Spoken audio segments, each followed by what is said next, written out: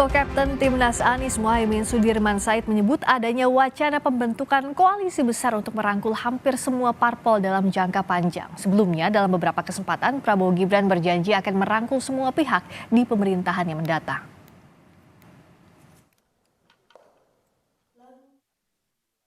Co-Kapten Timnas Anies Mohaimin Sudirman Said mengaku mendengar wacana pembentukan koalisi besar untuk merangkul hampir semua parpol dalam jangka panjang.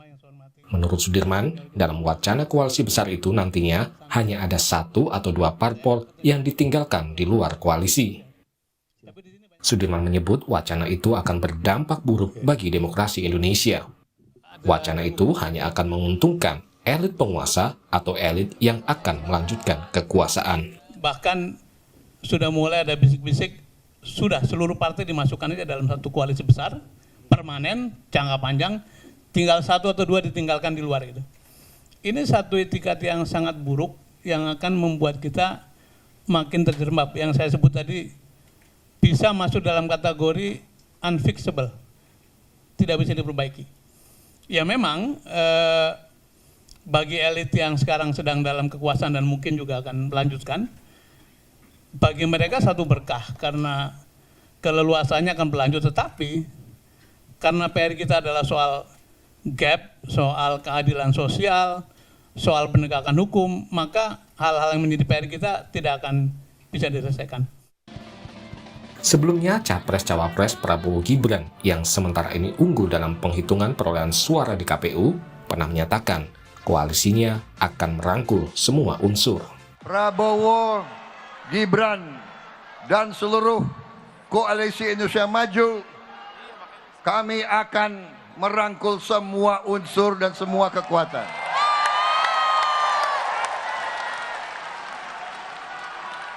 Kami akan menjadi presiden, wakil presiden, dan pemerintah untuk seluruh rakyat Indonesia. Sepekan pasca pemungutan suara pemilu 2024, Ketua Umum Partai Demokrat Agus Harimurti Yudhoyono dilantik Presiden Jokowi menjadi Menteri Agraria dan Tata Ruang Kepala BPN.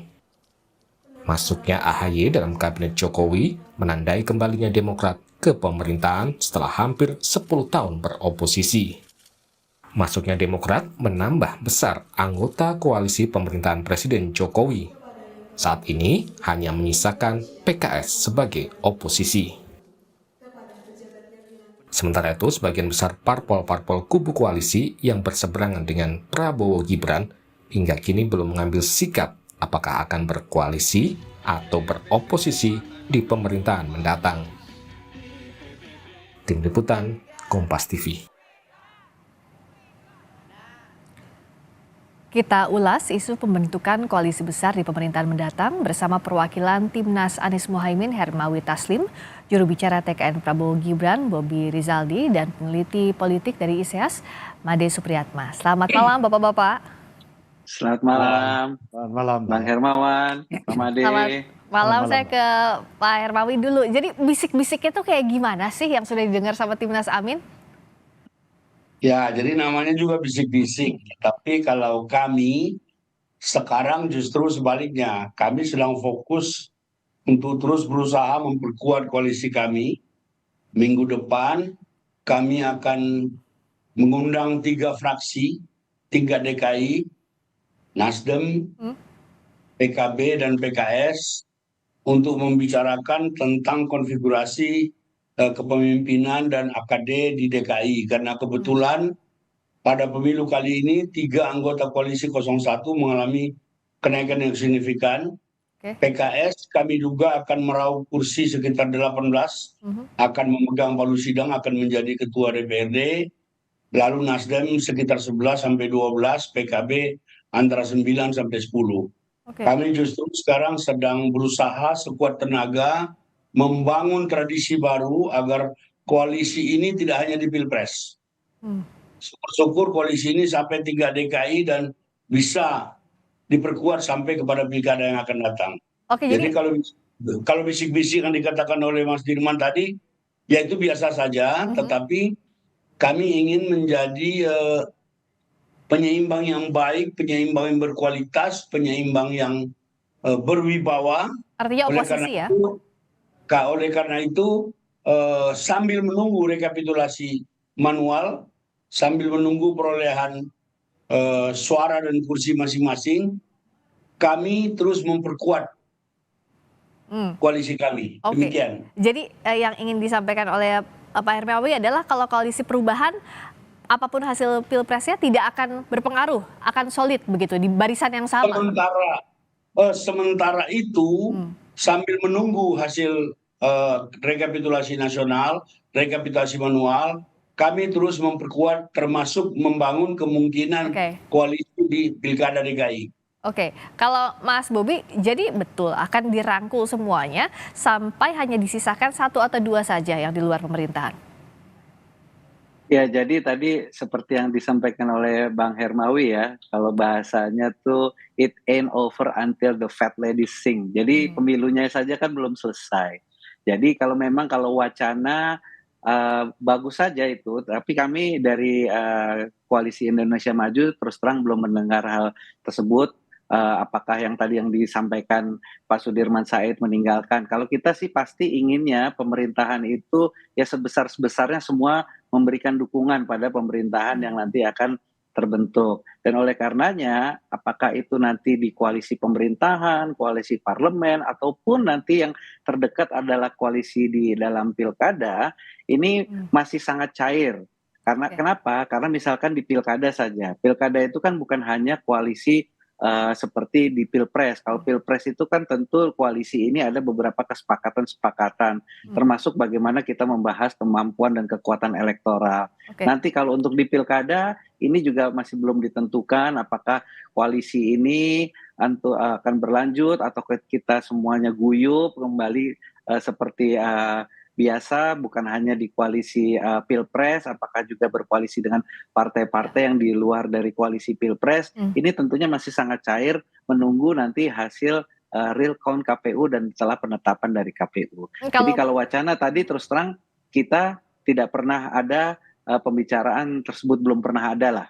Belum pernah ada pembicaraan. Kita akan meninggalkan sekian partai atau semua jadi koalisi besar itu belum ada. Tentunya kalau semangatnya kita ingin semua partai ini berkoalisi mendukung pemerintahan pun juga di parlemen itu sehingga tidak ada faksi-faksi, pengambilan keputusan menjadi lebih cepat dan pembangunan juga bisa segera dilaksanakan dengan lebih cepat, efektif. Jadi belum dibicarakan tapi inginnya sebanyak-banyaknya mendukung pemerintah. Kalau Pak Made melihat potensi koalisi gemuk atau besar permanen untuk pemerintah, ini seperti apa?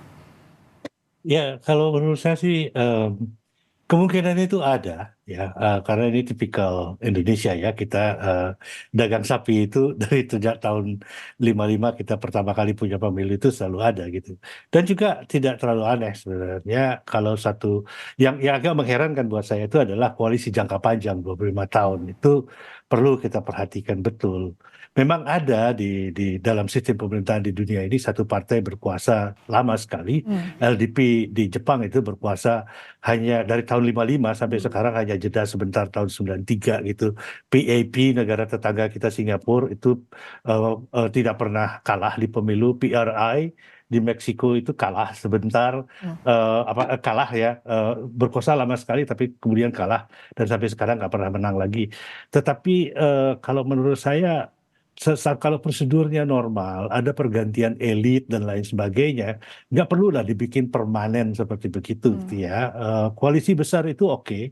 Tetapi saya juga mengatakan oposisi juga tidak terlalu jelek karena banyak pemerintahan justru berhasil karena oposisinya kuat. Gitu ya. Kalau Pak Hermawi melihat apakah bisa istiqomah 3 partai yang ada di koalisi perubahan ini untuk berada di barisan oposisi, karena ya kita lihat jalannya pemerintahan ini kan bukan lari sprint tapi maraton panjang waktunya, Pak Hermawi. Jadi untuk sementara yang pertama atensi full kami adalah mengikuti rekapitulasi nasional. Kami selama 1 tahun lebih kami teruji kompak, sama-sama mengalami kenaikan suara dan kami akan berusaha sekuat tenaga menjaga soliditas koalisi ini, membangun relasi dan komunikasi dengan partai-partai lain. Oleh karena itu, seperti tadi dikatakan oleh Pak Made, menjadi bagian dari pemerintah atau menjadi oposisi sama mulianya, tergantung sikap dan keberpihakan kita kepada masyarakat. Tergantung bagaimana kita mengartikulasikan aspirasi masyarakat. Jadi terlalu pagi bagi kami untuk menentukan sikap, tapi sementara ini kami masih solid. Demikian. Oke, sementara ini masih solid. Kata sementara ini diartikan juga kah oleh Mas Bobi kemungkinannya masih besar untuk menggait lebih banyak lagi yang masuk ke koalisi pemerintah? Saya rasa itu pasti ya, karena koalisi Prabowo Gibran itu kan sudah disampaikan akan membuka kerjasama dengan seluas-luasnya, tidak mengkotak-kotakan. Selama itu masih berazas Pancasila dan sesuai dengan tujuan-tujuan dan target pembangunan, itu saya rasa tetap terbuka kesempatan tersebut. Dan saya rasa ini juga bukan hal yang mustahil, sehingga ini mungkin saja walaupun belum pernah dibicarakan sama sekali di dalam koalisi Indonesia Maju. Oke, kalau Pak Made melihatnya peluang koalisi pemerintah besar, ini kan tadi kalau kata Mas Bobi semangatnya agar lebih cepat pembangunannya berkelanjutan, lalu juga tidak banyak gesekan-gesekan. Tapi bagaimana dengan check and balances? Ya, saya kira itu harus diseimbangkan ya. Saya lebih setuju kalau seandainya ada satu partai besar di luar gitu, dan satu partai besar dan giliran memerintah, giliran memimpin gitu ya. Itu jauh lebih baik karena ada yang mengawasi. Dalam pengamatan saya sendiri, Pak Jokowi itu jauh lebih efektif pada periode pertama ketika ada oposisi dibanding dengan periode kedua.